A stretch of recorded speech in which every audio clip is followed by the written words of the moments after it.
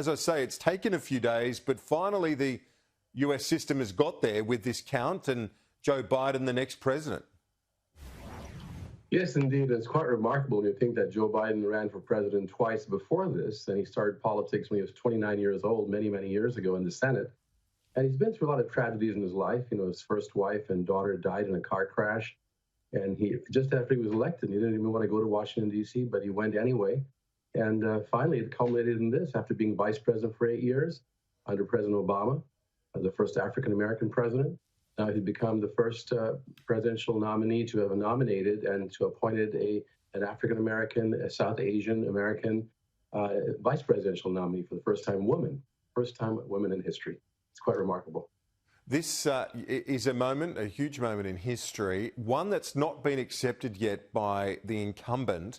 Ari Fleischer, the former press secretary to George W. Bush, was asked on Fox News, will Republicans have to intervene to speak to the president? Ari Fleischer says the president needs to be given a few days to digest the will of the people. Professor Matthews, what do you say to that? I say that I understand Ari Fleischer's comment, and you know it was a real shock, I'm sure, to President Trump because he expected to win, and he doesn't take a loss very easily.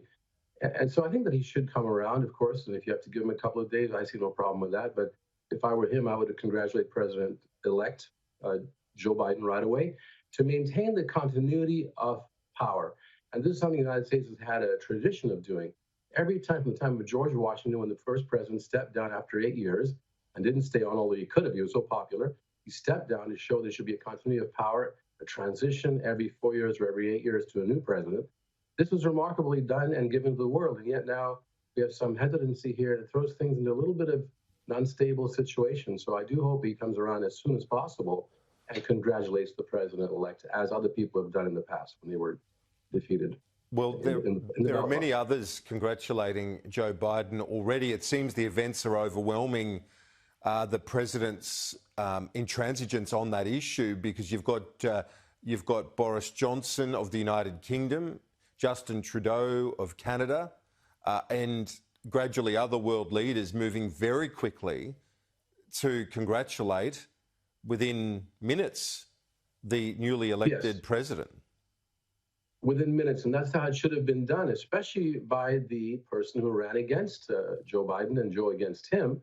The current president would have been much better for the legacy of history, for his own legacy, to have come out and said, you know, the election has been called and we know the numbers are there. And I congratulate President-elect Biden. I will work smoothly with him to get a transition going. The United States of America can be back on stable footing or stay on a stable footing. And other countries are watching very carefully, and they want stability as well, because they want to know what the relationship is going to be like with the new administration, and the transition will be smooth. And that's very important, the transition period of 2 more months. There are 2 more months left before President Trump actually leaves office physically. So this is a really critical period, and the sooner President Trump, I would urge him to immediately be able to do it as soon as he can find himself to do that, to congratulate the new president-elect, and to say he'll work with him and to actually start working the transition process, which can be kind of complicated sometimes. Yeah, and as we mentioned earlier in our interview, Republicans like Ari Fleischer and so on are saying that the president needs time. That being said, and it's not just the international reaction, but the local reaction, these live pictures, Professor Matthews, that we're seeing across several major US cities of people not protesting but celebrating the result.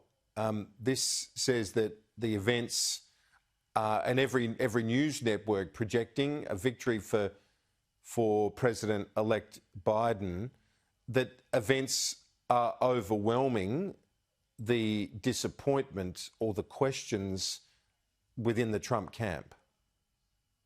Yes, indeed. That's proof that you're providing right on your TV screen of tens of thousands of Americans celebrating, of the major news organization calling it, of elected officials, both parties essentially congratulating.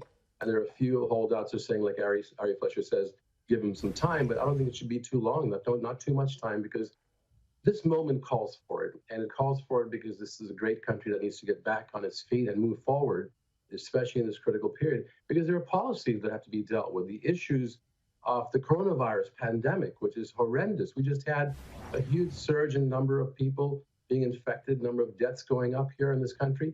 And that has to be attacked immediately, the coronavirus pandemic. Bring it under control so we can get the economy back going as well, because those two are linked closely.